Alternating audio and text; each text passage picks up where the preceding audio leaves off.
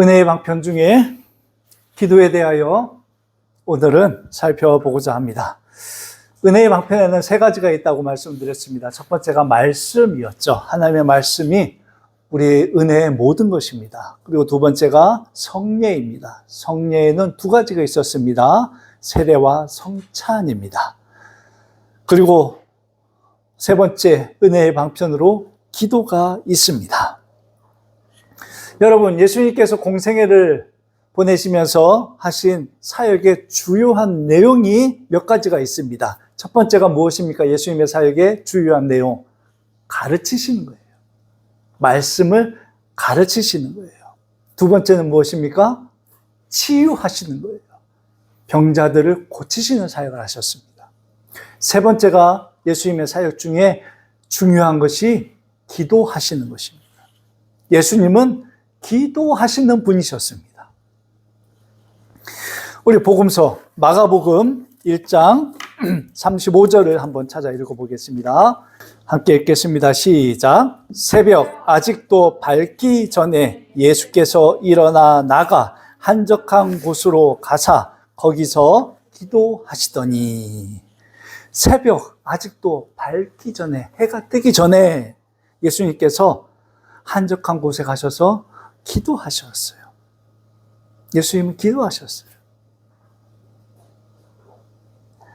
또 누가복음입니다. 누가복음 5장 16절. 자, 찾으셨으면 같이 읽겠습니다. 시작. 예수는 물러가사 한적한 곳에서 기도하시니라. 물러가사 한적한 곳에서. 예수님이 기도하시는 특징들이 곳곳에서 이제 드러나고 있죠. 또 우리가 누가복음 6장 12절 찾아 읽습니다. 6장 12절. 이때에 예수께서 기도하시러 산으로 가사 밤이 새도록 하나님께 기도하시고, 오늘은 또 보니까 철야 기도도 하셨어요. 밤이 새도록 기도하셨다. 그런데 누가복음 6장에서의 예수님의 기도는 무엇을 앞두고 하신 기도였을까요? 제자들을 택하시기 전에 밝음에 그 제자들을 부르사. 누가복음 22장 39절 찾으셨으면 하겠습니다. 시작. 예수께서 나가사 습관을 따라 감람산에 가심에 제자들도 따라갔더니, 그러고 나서 40절 시작. 그곳에 이르러 그들에게 이르시되 유혹에 빠지지 않게 기도하게 하시고, 41절 그들을 떠나 돌 던질 만큼 가서 무릎을 꿇고 기도하여 이르시되. 습관을 따라, 습관을 따라. 규칙적으로 예수님께서 기도하셨다는 거예요. 특히 이 기도에서는 우리가 잘 아는 내용이 나오죠. 예수님께서 이제 죽음의 사역을 앞두고 제자들과 함께 그곳에 오르셨다는 것입니다. 그리고 제자들에게 말씀하셨어요. 유혹에 빠지지 않도록 너희들 이곳에서 좀 기도해라. 그리고 제자들과 떨어져 예수님께서 하나님께 기도했습니다. 하나님의 아들이신 예수님께서도 해가 뜨기 전에 일어나셔서 제자들은 다 피곤해 지쳐 잠들어 있는 그때 기도하러 가셨어요. 한적한 곳에 가셨어요. 아무도 없는 곳에서, 사람이 없는 곳에서.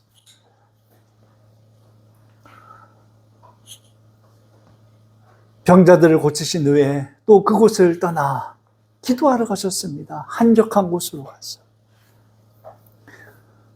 제자들을 택하는 그 중요한 일을 앞두고 밤이 새도록 기도하셨습니다. 십자가를 앞에 두시고도 예수님은 기도하셨습니다.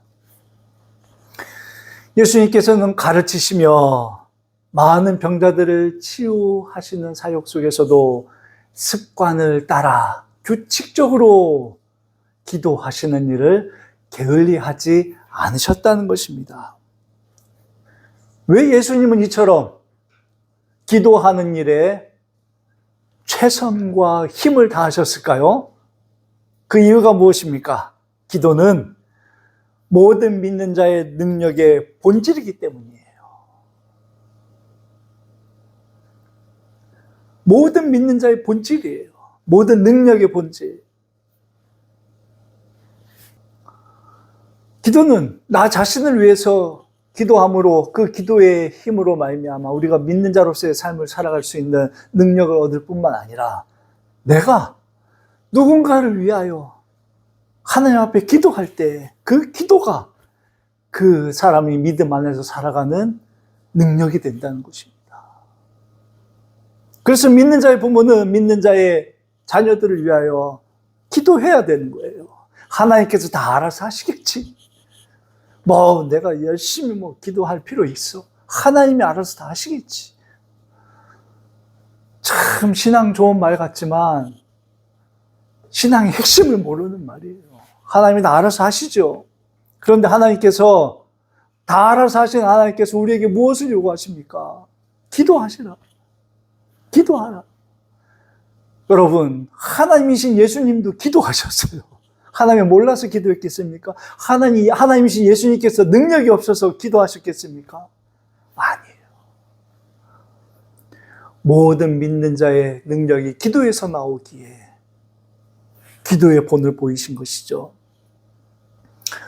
사무엘상 12장 23절에 보면 사무엘 선지자는 이렇게 한 가지 죄를 내가 짓지 않겠다 고백을 합니다. 성경을 찾아봅니다. 사무엘상 12장 23절.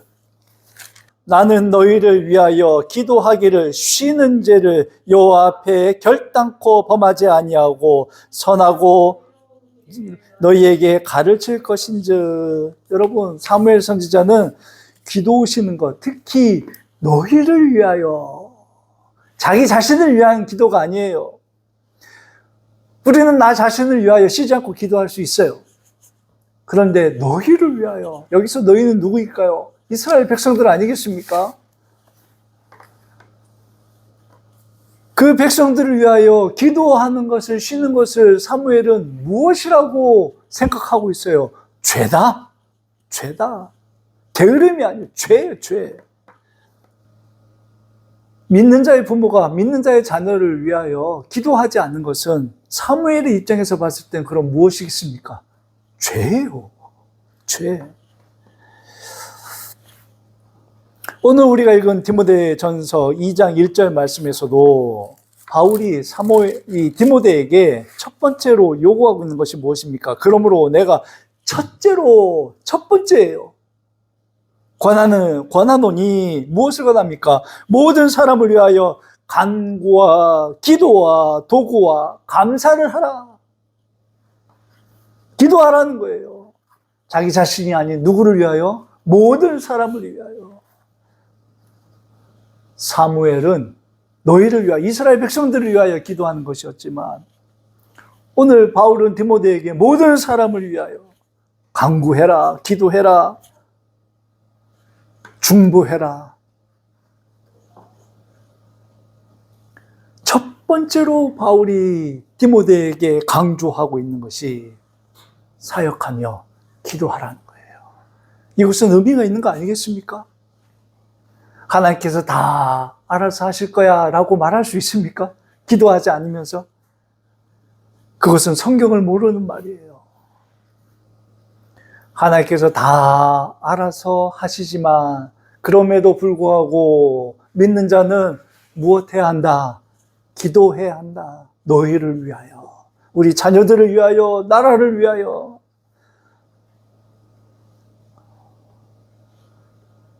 그래서 모든 사람을 위하여 기도하라, 감사하라, 도구하라, 간구하라 하며 첫 번째로 바울이 디모데에게 제시하는 기도 제목이 무엇입니까? 임금들과 높은 지에 있는 모든 사람을 위하여 하라. 이거 아니, 기도 제목이. 기도는 이런 것입니다. 또한 예수님을 따르던 12 제자들이 예수님께 와서 놀랍게도 가르쳐달라 자발적으로 요구한 것이 무엇입니까? 기도예요, 기도. 우리 누가복음 한번 다시 복음서 찾아봅니다. 누가복음 11장 1절입니다. 예수께서 한 곳에서 기도하시고 마치심에 제자 중 하나가 여짜오되 주여, 요한이 자기 제자들에게 기도를 가르친 것과 같이 우리에게도 가르쳐 주옵소서. 제자 중 하나가 오늘 1절, 이 11장 1절에 나오는 요한은 세례 요한을 말합니다. 세례 요한이 다른 제자들에게 기도를 가르쳤어요. 그것처럼 우리에게도 기도를 가르쳐 주시옵소서. 그때 예수님께서 가르쳐 주신 기도가 주기도예요. 주기도. 그런데 기도의 방법이 아닌 무엇을 가르쳐 달라 하신 것입니까? 기도의 내용이에요. 기도하는 방법이 아니라 기도의 내용. 이 내용이 중요한 것입니다. 여러분, 기도의 지침에, 일반적인 기도의 지침은 하나님의 모든 말씀입니다. 말씀이 기도에 대한 여러 가지 모든 문제들을 포함하며 기도에 대한 방법도 가르쳐주고, 특히 기도에 대한 합당한 표현, 내용들을 가르쳐준다는 거예요. 여러분, 우리가 무엇을 기도해야 할지 모를 때, 그때 어떻게 기도해야 됩니까? 말씀을 가지고 기도하는 거예요. 말씀을 가지고. 나는 기도할 내용이 없어. 내 삶은 편안해. 아무 문제도 없어. 나에겐 기도 제목이 없어. 아니에요. 그때에도 무엇을 가지고 우리는 기도해야 된다? 말씀을 가지고 기도해야 한다는 거예요. 구약 성경에 수많은 사람들이 하나님께 기도했습니다. 그 하나님 앞에 기도할 때마다 그들은 무엇에 근거하여 기도했습니까? 구약 성경에 하나님의 약속을 근거하여. 특히 모세의 출애굽기를 보면 모세의 기도가 그렇습니다. 이스라엘 백성들이 하나님 앞에서 죄를 지어 하나님께서 내가 이 백성을 싹 쓸어버리고 새로운 세대를 통하여 하나님의 나라를 약속의 땅에서 건설하겠다. 모세 너의 후손을 통하여, 모세를 통하여 내가 나라를 하나 건설하겠다. 모세에게 말씀하셨어요. 그때 모세가 어떻게 합니까? 하나님께 기도하잖아요. 하나님, 아니 됩니다. 그것은 하나님의 이 백성과 하신 약속과 어긋나는 것입니다. 하나님께서 애굽에서 이 백성을 구원해내시고 광야에서 이 백성을 다 죽이신다면 그 누가 하나님을 믿겠습니까? 따르겠습니까? 그리하시면 안 됩니다. 하나님의 약속의 말씀에 근거해서 모세가 기도했어요. 그러자 하나님께서 모세의 기도를 네가 옳다 들으시고 맞다. 많은 구약의 인물들이 기도할 때 이 하나님의 약속에 근거하여 기도했다는 거예요. 오늘 우리도 마찬가지입니다. 하나님의 약속의 말씀에 근거하여 기도해야 되는 거예요. 이것이 일반적인 의미에 있어서의 기도의 지침입니다. 기도의 지침이에요. 두 번째, 특수한 기도의 지침이 있습니다. 특수한 기도의 지침. 이것이 바로 주기도라는 거예요. 주님께서 가르쳐 주신 기도.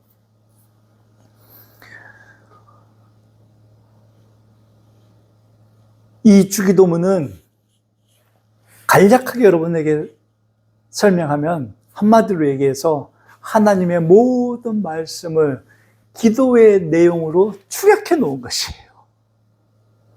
하나님의 모든 약속의 말씀을 축약하여 우리에게 알려주신 것이 주기도라는 것입니다. 그 세부 내용들을, 구체적인 기도의 내용, 핵심 내용을 엑기스만 뽑아내신 거예요. 우리 예수님께서. 우리가 구약성경 얼마나 그 양이 방대합니까? 그러나 우리가 주기도문을 다 안다면 우리는 말씀에 근거하여 모든 기도를 할 수 있는 거예요. 그래서 예수님께서는 이 주기도문을 알려주실 때 세 가지 부분으로 나누어서 알려주셨죠. 첫 번째가 서론 부분입니다. 이 하늘에 계신 우리 아버지여 라는 부분입니다. 그리고 두 번째 부분이 무엇이죠? 서론 다음에 간구예요. 우리가 기도하는 것. 오늘 디모데전서 2장 1절에 있는 바울이 첫 번째로 디모데에게 권할 때 너는 간구하라, 기도하라, 도구하라, 감사하라 할 때 이 간구예요. 하나님께 구하는 것이죠. 세 번째가 결론입니다. 주기도문은 이렇게 구조상 서론과 간구와 결론으로 구성되어 있습니다. 주기도문의 첫 말씀 서론이 우리에게 가르치는 것이 무엇입니까? 했을 때 가르치는 것이 우리가 기도하는 대상이 누구인지 그것을 우리에게 알려주고 있다는 것이죠. 그 첫 말씀이 무엇입니까? 하늘에 계신 우리 아버지요. 하늘에 계신 우리 아버지요. 오늘 예수님께서는 우리가 기도하는 하나님을 아버지라고 주기도문을 통하여 가르쳐주고 계신 것입니다. 자녀들이 아버지를 대하는 것처럼 아버지 되시는 하나님께서 우리의 기도를 들으시고 도우시고 또한 도울 뜻을 가지고 계시고 그리고 그 아버지께 우리가 나아간다는 것이에요. 무엇보다도 우리의 아버지 되신 하나님이 우리를 향한 마음이 참으로 놀라운 사랑 외에는 없다는 것입니다. 우리는 악하기 때문에 아버지의 마음을 늘 언제나 아프게 해요. 그러나 아버지이신 우리 하나님은 자녀된 우리의 마음을 아프게 하지 않아요. 우리의 요구를 심지어는 다 들어주십니다. 그 탕자의 비유가 그것이잖아요. 그 무도한 요구에도 탕자의 아버지가 그 아들의 요구를 들어주신 것처럼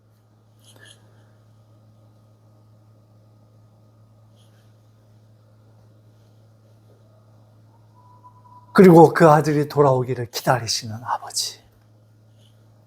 그 아버지께서 우리가 믿음으로 바라보며 기도하는 하나님이시라는 것이에요.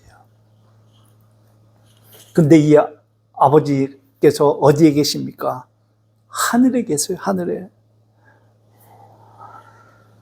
땅의 아버지가 아닌 하늘에 계신 우리 아버지로서 이 하나님이 온 천지 만물을 주관하시는 만왕의 왕이심을 우리가 믿고 기도한다는 것입니다.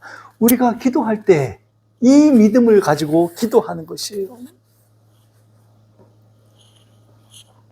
우리 하나님은 능히 모든 것을 다 들으시고 도우시고 무엇보다도 선한 길로 인도하신다는 것입니다. 그 아버지께 우리가 기도하는 것이에요. 너희가 기도하는 것이다. 하늘에 계신 우리 아버지여라는 이 믿음에는 하나님께서 나를 위하여 모든 좋은 것을 다 하실 수 있는 분이시라는 믿음을 전제합니다. 의심 없는 믿음이에요. 그래서 기도하고 왜 내가 기도 응답을 받지 못합니까? 야고보 사도가 그와 같은 질문을 받잖아요. 많은 성도들로부터 질문을 받는 거예요. 왜 나는 기도 응답을 못 받을까요? 그 이유가 무엇이었습니까? 기도 응답을 받지 못하는 이유. 의심이에요. 또한 그 기도의 목적이 무엇이었어요? 내 욕심. 내 욕심 때문에. 하나님의 의가 아니라 내 욕심 때문에 기도하는 것. 우리 육신의 아버지도 자녀들의 욕심, 그것을 들어주면 내 자녀가 잘못된 길로 갈 것을 뻔히 아는 요구를 육신의 아버지도 들어주지 않는단 말이에요. 의심과 자기 욕심, 이것이 하나님께 기도하여도 받지 못하는 이유인 것입니다. 그거는 생각하지도 아니하고 아이고 하나님 능력 없어, 기도해봐야 소용없어. 결코 그렇지 않습니다. 하늘에 계신 우리 아버지는 모든 것을 다 하실 수 있으나 나를 위하여 모든 것을 다 하지 않으실 분이에요. 이것이 이해되세요? 모든 것을 다 하실 수 있는 분이 나를 위하여, 여러분들을 위하여 모든 것을 다 하시지 않는 거예요. 오히려 나의 삶과 나의 영혼을 위하여 좋은 것으로 모든 것을 이끌어 가신다는 것이죠. 왜 양떼에게 목자가 필요합니까? 왜 온 들판을 양이 마음껏 뛰어놀도록 양을 풀어놓지 않을까요? 이 세상에는 이리와 늑대가 있기 때문이에요.